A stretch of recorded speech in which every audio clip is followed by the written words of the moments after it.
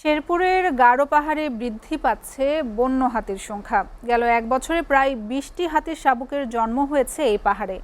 আর কয়েক মাসের ব্যবধানে বালিজুড়ি অঞ্চলে জন্ম নিয়েছে ৭টি হাতির শাবক। এসব হাতি সুরক্ষায় বন বিভাগকে আরও কঠোর হওয়ার আহ্বান পরিবেশবাদীদের।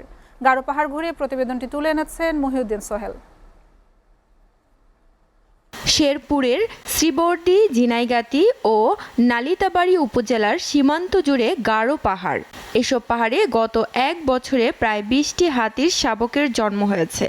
আর গেল ২২ নভেম্বর শ্রীবর্দী উপজেলার বালিজুড়ি রেঞ্জ অফিসের পেছনে পাহাড়ে একটি হাতি শাবকের জন্ম হয়। এর ২-৩ মাস আগেও এই জঙ্গলে আরও ৫-৭টি হাতি শাবকের জন্ম হয়েছে। শেরপুর সীমান্তে হাতি মানুষের সংঘাত দীর্ঘদিনের। এই সংঘাতে কখনো মানুষ, কখনো হাতির মৃত্যু ঘটনা ঘটেছে। গেল কয়েক বছরের ব্যবধানে গারো পাহাড়ের নতুন নতুন বাগান তৈরি হয়। এর ফলে বনে হাতির খাদ্যের উৎস তৈরি হয়।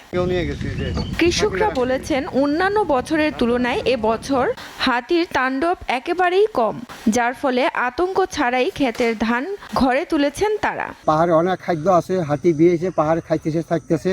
বর্তমানে এই বুঝলে আমরা খুব সুখীতে আছি। পাহাড়ে খাওয়া দাওয়া করতেছে, মানুষের ক্ষতি কম করছে।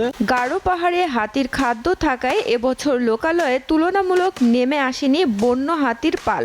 তবে হাতির সুরক্ষায় বন বিভাগের আরও কঠোর হওয়ার আহ্বান পরিবেশবাদীদের। বন বিভাগ সহ সংশ্লিষ্ট কর্তৃপক্ষকে নজরদারিতে রাখতে হবে, যাতে বনের ভিতরে চাষাবাদ না করতে পারে লোকজন।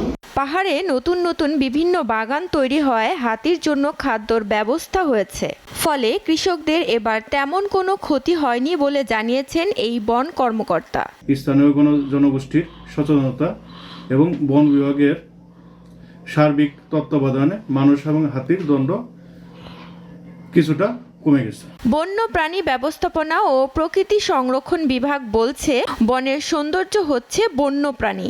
তাই বন্য প্রাণী রক্ষায় ও বনের ভারসাম্য টিকিয়ে রাখার চেষ্টা অব্যাহত আছে। ফ্ল্যাগশিপ হিসেবে আমাদের হাতিকে যদি আমরা টিকিয়ে রাখতে পারি, তেমনি আমাদের বনের অন্যান্য বন্যপ্রাণীগুলো হাতির সঙ্গে সঙ্গে টিকে যাবে।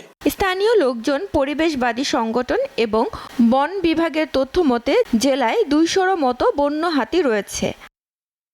SATV news desk.